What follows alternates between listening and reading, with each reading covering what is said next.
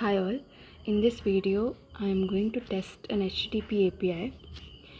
When I add my URL here and click on send, it is giving me an error of 401 unauthorized.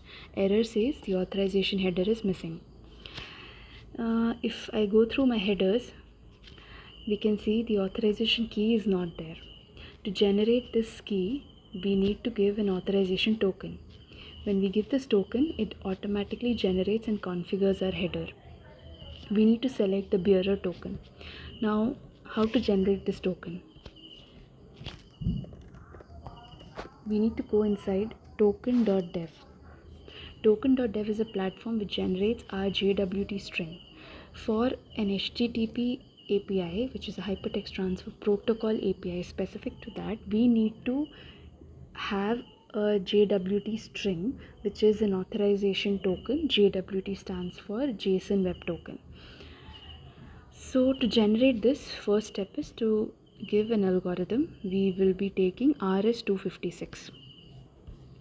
Now, second step is to give the payload. Inside payload, we need to give the issuer, tenant, and expiry. Admin and IET is not required. Expiry will take what we already have here.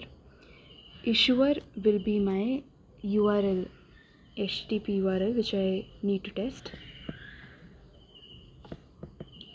without the API part.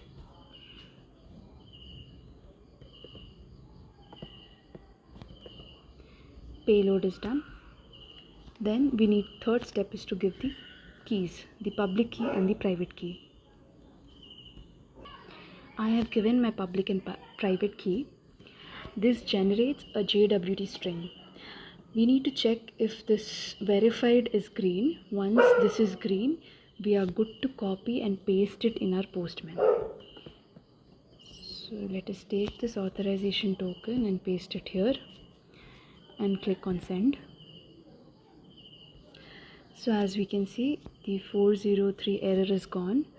200 OK, which means our request was sent successfully and we have received a response to our request.